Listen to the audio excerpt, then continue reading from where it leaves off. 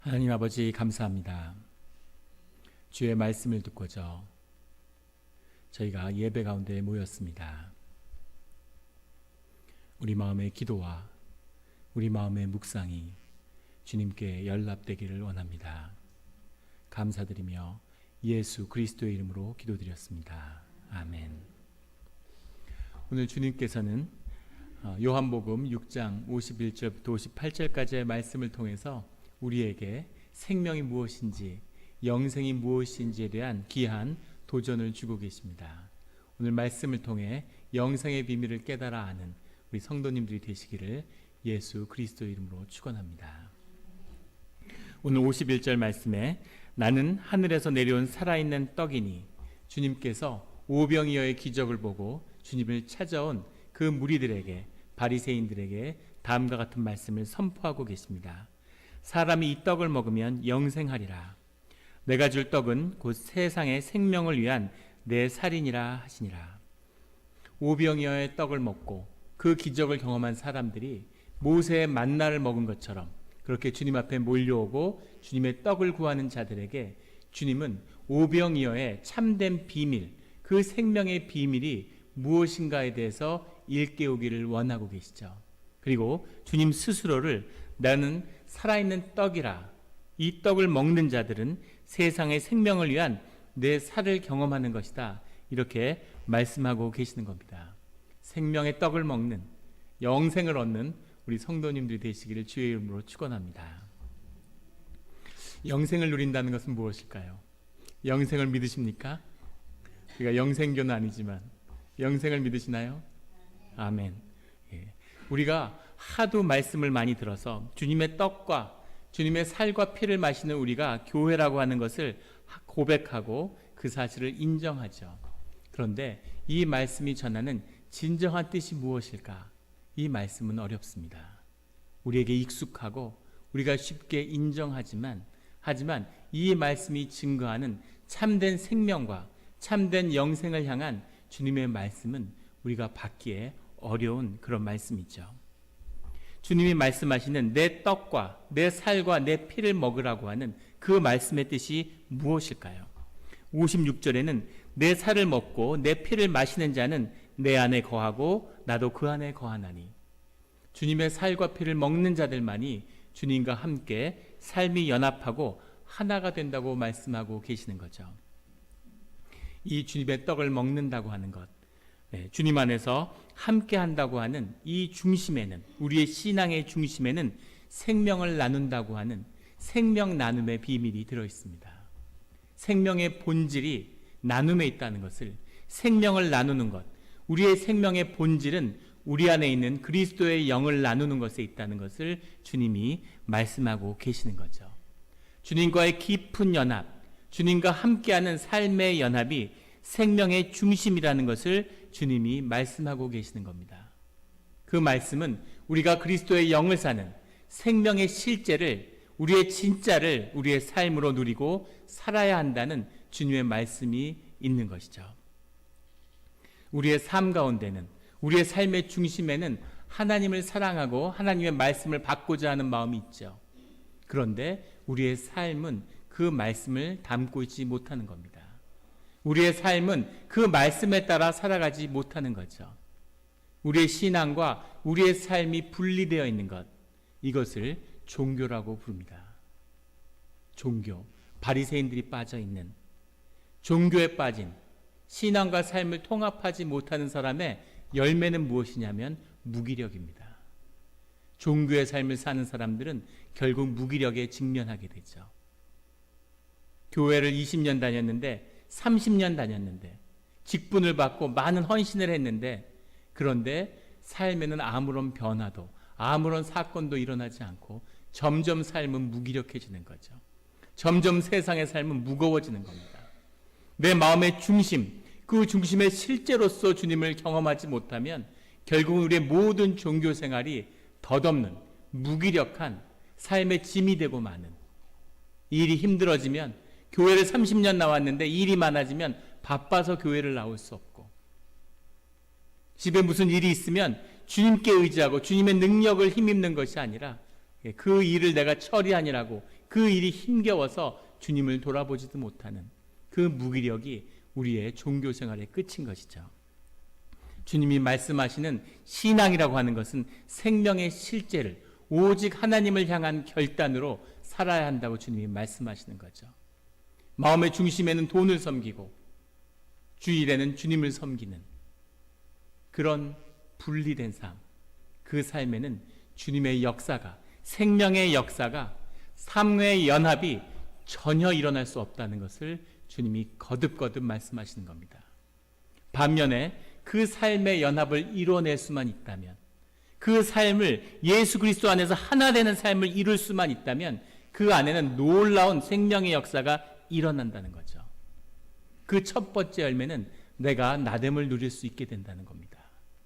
거짓된 가면을, 사람들의 인정을 구하기 위해서 평생 내 생명을 돈과 바꾸는 그런 비참한 삶이 아니라 내가 나로서 살 때 내 생명이 피어나는 그 자유함을 누리는, 내 생명이 자라나는 그 삶의 열매가 우리 가운데서 나타난다는 것을 주님이 말씀하시죠.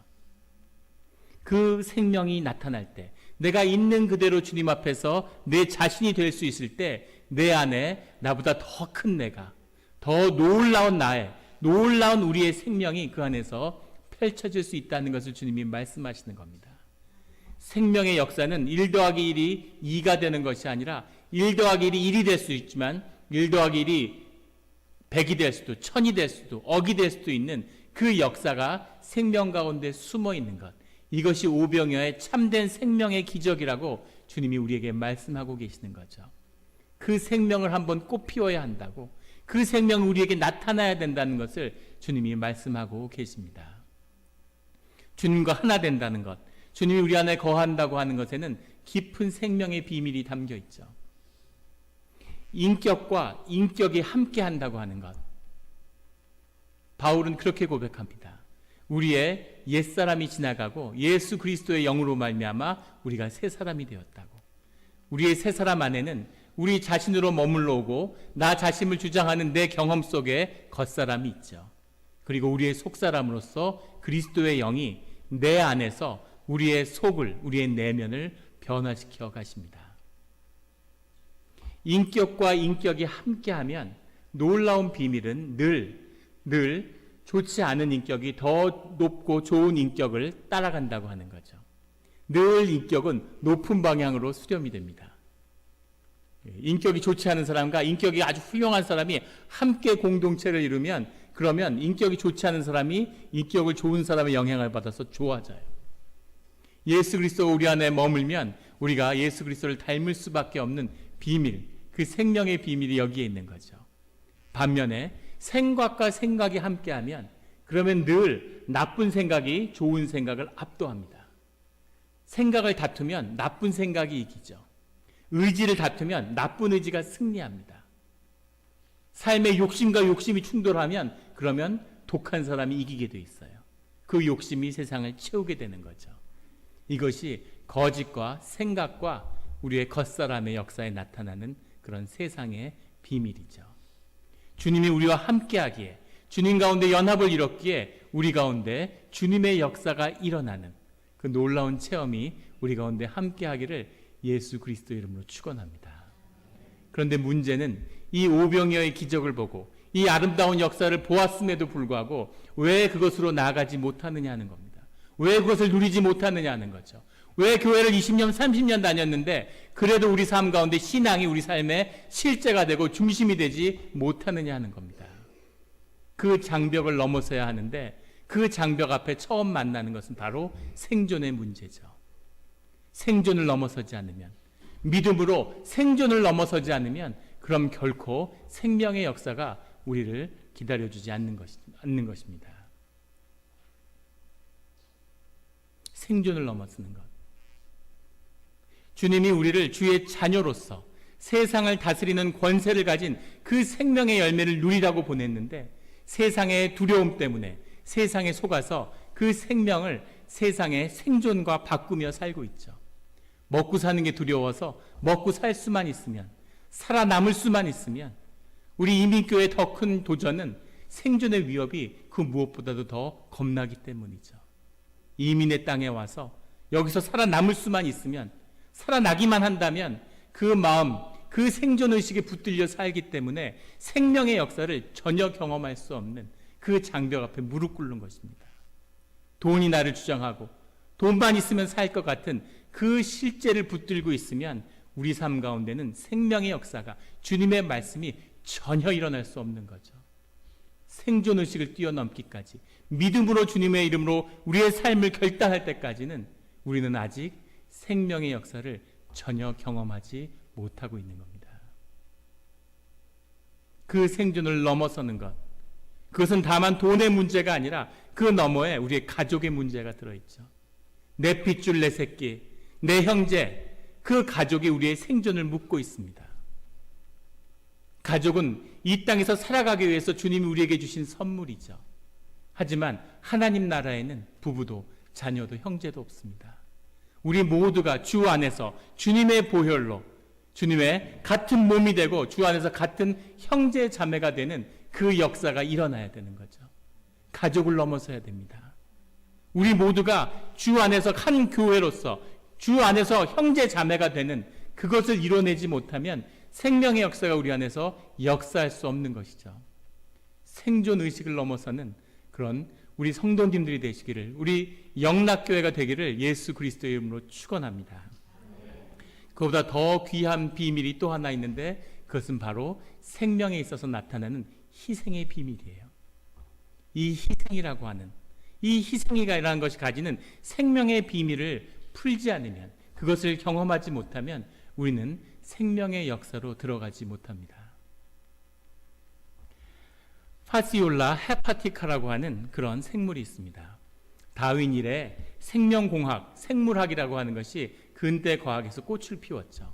수많은 생명 현상을 점점 더 연구해 가는데 그런 생명공학자들, 생물학자 앞에 가장 큰 도전으로 우뚝 서 있는 생명체 중에 하나가 바로 파시올라 헤파티카라고 하는, 우리말로 하면 간충이라고 불리는 그런 생명체입니다.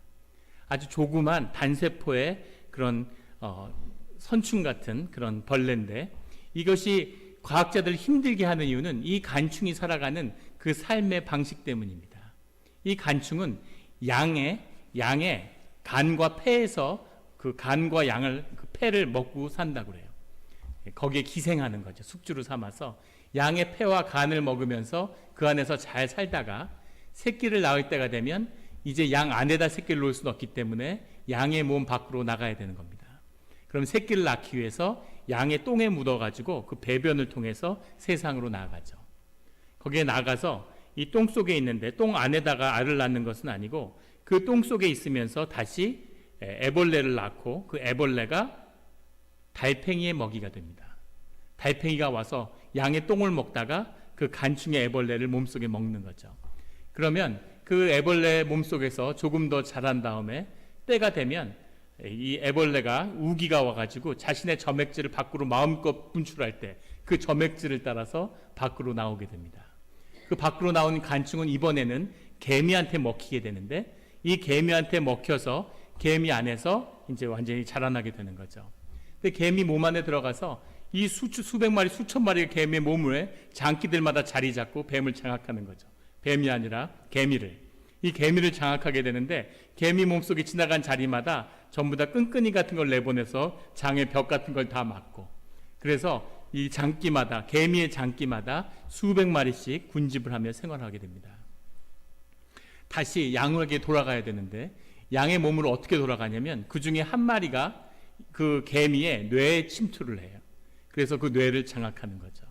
그럼 놀랍게도 그 한 마리의 간충이 이 개미의 생태 전체를 지배하게 되는 겁니다. 근데 문제는 이 양은 축축한 잎사귀를 밤에 뜯어먹는다는 거죠. 그런데 그 개미는 마른 곳이 아닌 축축한 곳에는 가지 않는다는 겁니다.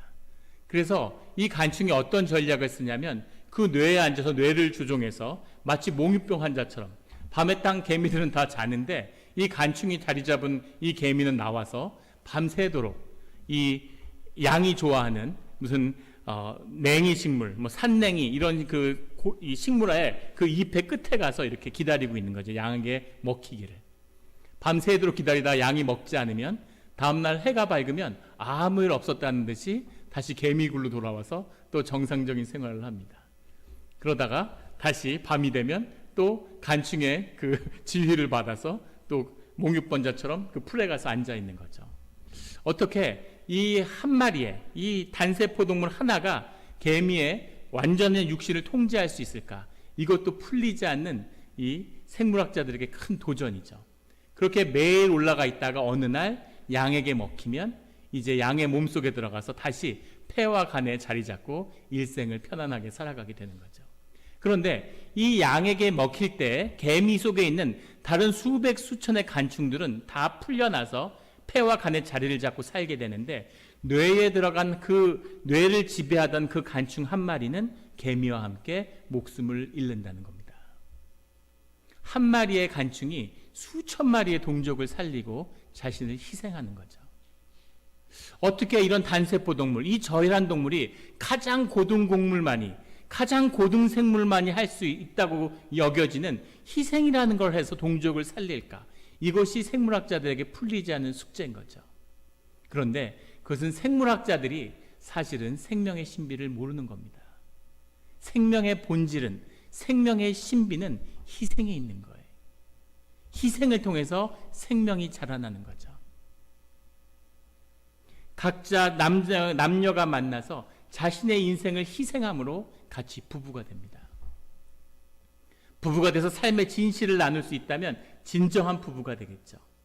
부부가 되어가는 과정은 각자의 삶을 희생해가는 과정이죠. 엄마가 아이를 낳아서 애를 뱃속에서 키우고, 그리고 살이 찢어지고 뼈가 으스러지는 그 고통 속에서 생명을 낳는 것, 이것이 엄마의 희생이죠. 엄마의 온전한 희생이 없이는 한 생명이 잉태되고 자라날 수 없습니다. 아버지는 그 아이를 키우기 위해서 일생을 희생하고 가족을 위해 희생하며 살아가죠. 아이와 삶을 나누는 것, 아이와 같이 놀아주는 것, 이것이 희생입니다. 삶을 무의미하게 낭비하는 것, 이것을 다른 이름으로 사랑이라고도 하죠. 사랑과 희생이 없이는 생명이 누려질 수 없고 생명이 자라날 수 없다는 것, 이것이 생명의 비밀입니다. 예수 그리스도의 한 분의 희생으로 온 인류가 살아나는, 온 인류가 그 대가를 얻는, 속죄의 구원의 그 대가를 얻는, 이것이 생명의 본질인 거죠. 늘 희생을 통해서 주님을 만나게 되는 겁니다. 그 십자가가 희생의 상징으로 우리 앞에 서 있죠. 우리가 주님 앞에 나가서 주님과 하나가 되는 건 역시 우리의 삶의 희생입니다. 우리의 11조를 드리고 우리가 주님 앞에 봉사하는 것, 이것도 희생이죠. 희생을 만나기 위해서 그 희생이 그 더 큰 희생을 위해 나아가는 겁니다. 그 희생을 경험하지 않으면, 그 사랑을 경험하지 않으면 생명의 신비를 누릴 수 없는 거죠. 자녀를 키우는데 자녀를 위해 일생을 희생하지만 그것이 내 삶에 더 큰 의미와 기쁨을 가져다 주는 거죠. 내가 하버드 가는 것보다 내 자식이 가는 게 내게 더 큰 기쁨으로 누려지는, 그 기쁨이 내게 누려질 수 있는 비밀이 희생에 있는 겁니다. 자식이 감옥에 가야 되면 내가 대신 감옥에 가는 것이 내게 든 보람과 기쁨이 되는 것, 이것이 생명의 비밀인 거죠. 그 비밀을 만날 때까지, 그 삶의 기쁨을 누릴 때까지 우리는 생명이 무엇인지를 모르는 겁니다. 제가 목사입니다. 많은 사람들을 만나죠. 만나면 늘 밥을 먹습니다. 제가 밥을 사는 게 많을까요? 얻어먹는 게 많을까요? 네, 거의 대부분 99.9% 얻어먹습니다. 가끔 살 때도 있는데, 같은 목회자를 만났는데 저보다 처지가 더 어려운 분을 만나면 제가 삽니다. 그리고 신학교에 가서 전도사님들을 만나면 그때는 제가 밥을 사는데, 그때는 얻어먹는 걸 아주 당연하게 다들 생각해요. 그래서 수십 명한테 밥을 살 때도 있습니다. 밥을 얻어먹는 것, 평소에 내 형편으로는 가볼 수도 없는 그런 식당에서 좋은 음식을 얻어먹는 것과, 그리고 나보다 더 형편이 어려운 그런 전도사님을 피자집 같은 데나 월남국수집에서 대접하는 것, 어떤 게 더 기쁘겠습니까? 어떤 게 더 큰 기쁨이 있을까요? 대접하는 게 대접을 받는 것보다 훨씬 기쁩니다. 우리가 세상에 속아서 대접을 받으면 좋은 것처럼, 섬김을 받으면 좋은 것처럼 속아서 살죠. 그래서 어떻게든 섬김을 받아보려고 뭘 쌓고 더하려고 노력하며 살잖아요. 생명의 진실은 섬길 때, 내가 희생할 때 훨씬 더 큰 기쁨과 의미를 삶으로 누린다는 거죠. 이것이 생명의 비밀입니다. 사랑하고 희생하는 그것을 통해서만이 우리가 생명의 비밀로 다가갈 수 있는 것이죠. 생존을 극복하며 희생을 통해서 생명의 비밀을 누리는 그런 우리 성도님들이 되시기를 예수 그리스도의 이름으로 축원합니다. 주님은 그 생명의 진실을 누리는 자들, 53절에 인자의 살을 먹지 아니하고 인자의 피를 마시지 아니하면 너희 속에 생명이 없느니라. 너희의 생명의 비밀 가운데는 예수 그리스도의 영을, 그 생명을 같이 누리는, 그 희생을 같이 누리는, 그 희생의 비밀을 깨달아서 삶으로 받아들이는 그것이 생명의 본질임을 말씀하고 계시는 거죠. 거기서 한 발자국 더 나아가서 54절에 내 살을 먹고 내 피를 마시는 자는 영생을 가졌고 마지막 날에 내가 그를 다시 살리리니. 단지 삶을 누리는 생명의 비밀을 누리는 것에 그치지 않고 그 생명 안에는 더 큰 영생의 비밀이 숨어 있다고 말씀하고 계시는 겁니다. 영생을 누린다는 것, 삶을 누린다고 하는 것에는 더 깊은 생명의 비밀이 숨어 있다고 말씀하시는 거죠. 저희 아버지 어머니가 이제 화요일 날 다음 주에 가시는데 저희 아이들이 벌써부터 걱정이 많아요. 계속 가시면 다음엔 언제 올 거냐고, 언제 오실 거냐고 계속 묻는 거죠. 똑같은 질문을 계속 하는 것 같아요. 그런데 아버지가 손자들한테 그렇게 이야기하시는 거죠. 이번이 마지막일지 한 번 또 볼 수 있을지 모르겠다고. 그러니까 아이들이 걱정하지 마시라고, 10년 뒤에도 똑같이 오셔서 그 말씀 하실 거라고 그렇게 얘기하는 겁니다. 저도 그렇게 되기를 소망하고 그렇게 되리라고 믿죠. 그런데 20년 뒤에는 어떨까요? 20년 뒤에도 오셔서 그렇게 말씀해 주실 수 있을까? 30년 뒤에는 어쩔까요? 그런데 우리의 삶은 모두 그런 죽음과 맞닿아 있는 그런 삶을 살아가고 있다는 거죠. 시간의 문제이지 주님의 때에 우리는 모두 육신을 벗어야 한다는 겁니다. 그러면 주님이 말씀하시는 영생을 살아간다고 하는 것, 우리의 삶의 너머에 우리가 있다고 하는 그 뜻은 무엇이겠습니까? 죽은 다음에 더 살아나서 지금처럼 더 오래 살게 된다는 뜻일까요? 미국 사람들은 평균 3번 결혼을 한다고 그래요. 70년, 80년을 살면서 3번 결혼을 하는데 200년 살면 어떻게 될까? 8번 결혼해야 되나요? 1000년, 2000년 살면 어떻게 되겠습니까? 우리의 이 모습 이대로 우리가 더 오래 살게 된다면, 영생을 살게 된다면 그게 바로 지옥이겠죠. 주님이 주시는 지옥의 비밀은 바로 변하지 않는 우리 삶의 모습, 이 거짓을 가지고 영원히 사는 것입니다. 그러면 주님이 말씀하시는 영생의 비밀은 무엇일까? 물리학자들은 이야기하죠. 시간이 미래로 흐르게 하는 법칙은 없다고. 모든 시간에는 미래와 과거를 똑같이 향하고 있는데 왜 인간은 항상 미래로 가는 시간만을 경험하게 될까? 물리학자들의 가장 근접한 예측은 시간을 규정하는 것은 인간의 의식 때문이 아니냐, 이렇게 이야기합니다. 일리가 있는 이야기죠. 행복할 때 시간은 빨리 갑니다. 불행해지면 시간이 점점 늦게 가죠. 한국에서 군대 가 있는 분이라면 시간이 거의 멈추는 것 같은 체험을 한번 하셨을 거예요. 유격 훈련을 받는데 아무리 생각해도 이건 시간이 멈춘 거죠. 한 이틀쯤 지난 것 같은데 1시간도 되지 않았어요. 우리의 의식을 완전히 비울 수 있다면 그러면 시간은 멈춰지겠죠. 그것을 우리는 죽음으로 체험하게 되는 겁니다. 우리의 의식이 멈춘 다음에도 우리 삶에 남아있는 내가 누구인지를 증거하는 그 실제는 무엇일까요?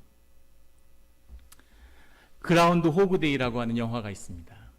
90년대 초반에 나온 영화인데, 그라운드 호그라고 하는 것은 두더지를 이야기하는 거죠. 한국은 경칩이 있어서 개구리가 겨울잠에서 깨어나면 봄이 온 거죠. 그래서 경칩을 축하합니다. 우리 캘리포니아는 늘 똑같은 날씨니까 뭐 봄이 왔는지 없는지, 겨울 1월에도 꽃이 피고 날씨만 좋으면 해수욕장에서 사람들이 놀고 바닷가에서 봄도 없고 겨울도 없는 그런 축복의 삶을 누리고 있죠. 그런데 동부에 있는 사람들은 그 혹독한 겨울을 지나고 봄이 왔다는 것, 새로운 생명이 돋아난다는 건 아주 큰 의미가 있고 경축할 만한 그런 시간이죠. 그래서 그라운드 호그데이라고 하는, 두더지가 겨울잠을 자고 땅 위로 나오는 것을 기다렸다 그걸 취재하고 크게 축하합니다. 방송에서도 그걸 나오고, 날짜로는 2월 2일인데 아직 춥고 5월에도 눈을 내리는 그런 동부의 날씨에서 2월 달에 그라운드 호그가 되면 이제 두더지 나온다고 난린 겁니다. 이 그라운드 호그데이라는 영화는 그날을 취재하는 한 기자의 이야기, 필 크스너라는 기자의 이야기죠. 처음에는 싸구려 삼류 로맨틱 코미디 영화로 별로 그다지 흥행에도 성공하지 않았습니다. 세월이 지나면 지날수록 10년, 20년, 30년 지날수록 점점 더 높이 평가받아서 지금은 내셔널 필모그래피라고 하는 국가에서 가장 중요한 영상물을 보관하는 그 안에 들어가 있고, IMDb라고 수십만 편의 영화 중에서 역사상 가장 의미 있는 250편의 영화 IMDb 250 안에 들어가 있습니다. 그만큼 의미 있는 영화가 됐죠. 그 영화에는 아주 중요한 생명의 비밀이 담겨 있습니다. 이 주인공이 방송사에서 그라운드 호그데이를 취재하기 위해서 동료들과 함께 필라델피아의 한 시골을 방문하게 됩니다. 그 취재를 마치고 그리고 돌아가려고 하는데 그날 저녁에 눈이 쏟아져서 도저히 돌아갈 수가 없는 거죠. 그래서 호텔에서 하룻밤을 자게 됩니다. 호텔에서 자고 일어나니까 또 오늘인 거예요. 시간의 블랙홀에 빠져서 계속 오늘을 반복해서 사는, 오늘을 살고 오늘을 살고 오늘을 사는 삶을 살아가는 거죠. 일상의 반복. 어제와 오늘이 다르지 않고 내일도 오늘과 다르지 않는, 맨날 똑같은 일상 속에서 살아가야 되는 사람들이 그 시간에 그 굴레에 묶여서 신음하는 그 아픔을 잘 묘사했다는 평가를 받습니다. 매일 오늘이 반복되는데 그 삶에 무슨 소망이 있고 무슨 기쁨이 있겠어요. 점점 삶이 재미없고 힘들어지는 거죠.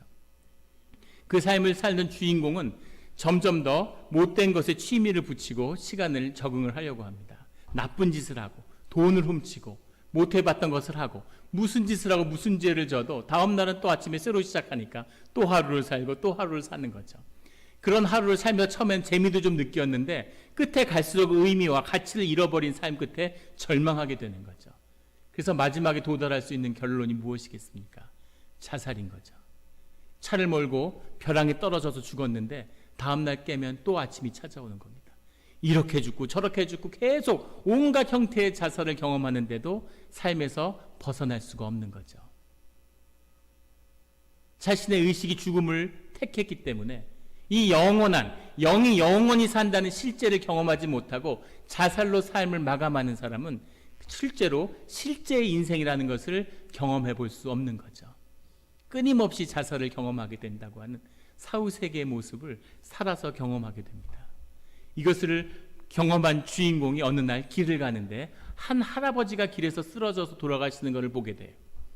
잘 케어를 못해서 그분이 돌아가셨는데 놀랍게도 그분은 진짜로 그 삶의 자리에서 돌아가신 겁니다.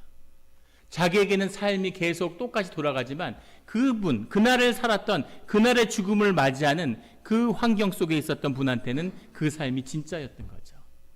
큰 깨달음을 하는 주인공이 그때부터 어려운 사람을 도와줍니다. 생명의 지혜가 더해지고 이런 사람 저런 사람, 나무에서 떨어질 사람을 미리 가서 기다리고 있다 받아주고 자신이 할 수 있는 온갖 선행을 하면서 세상을 갖고 가기 시작하는 거죠. 삶의 의미와 기쁨이 있고 삶이 소중하다는 것을 점점 깨달아가는 거죠. 세상을 사랑하는 법을 깨달아가는 겁니다. 희생을 통해서 삶의 가치와 의미를 획득하게 된다는 것, 삶이라는 것이 아주 소중하고 의미에 있다는 것을 매일매일 경험하게 되는 거죠. 같이 취재를 갔다가 그곳에 갇힌 리타라고 하는 여인과 그렇게 삶을 나누어 가면서 사랑이 싹트죠. 그 사랑을 얻게 되고 그 희생의 의미를 깨달았고 어느 날 밤에 호텔에 누워서 잠이 들 때 이 주인공이 그런 고백을 하는 거예요. 아, 참 난 행복하구나.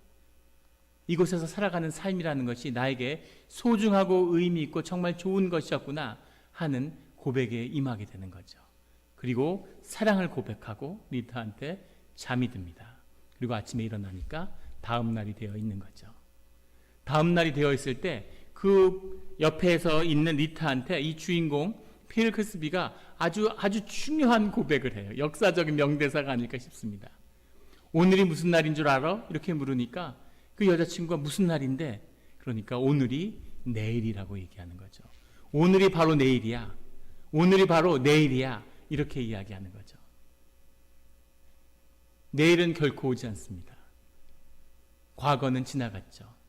과거도 존재하지 않고 내일도 존재하지 않는 내일을 오늘에 사는 겁니다. 늘 우리는 오늘만을 살죠.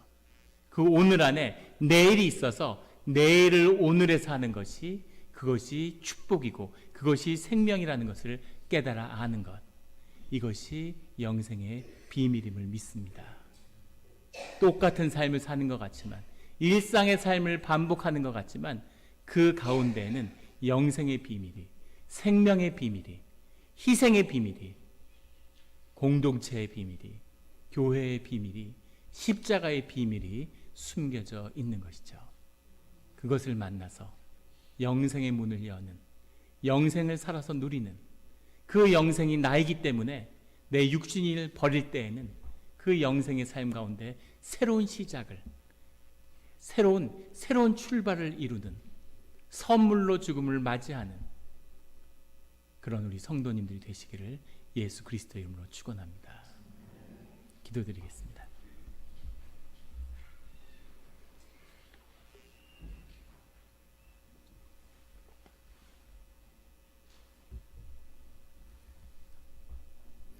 하나님 아버지, 감사합니다.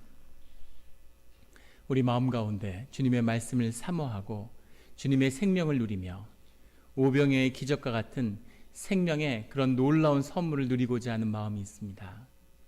하지만 우리 마음 가운데는 세상을 향한 두려움이 있고, 우리가 태어나서 세상과 부모와 가족에게 배운 것은 세상을 향한 두려움이었습니다. 생존이 두렵고 생존을 못할까 봐 두려움에 떨면서 여기까지 왔습니다. 주님, 더 이상 세상의 강물에 떠내려가는 그런 삶이 아니라 내 삶의 중심을 내 안에서 예수 그리스도를 만남으로 생존의 사슬을 끊어버리고 생명으로 살아가는 결단하는 삶으로 나가기를 원합니다. 주님, 우리의 삶을 붙들어 주시옵소서.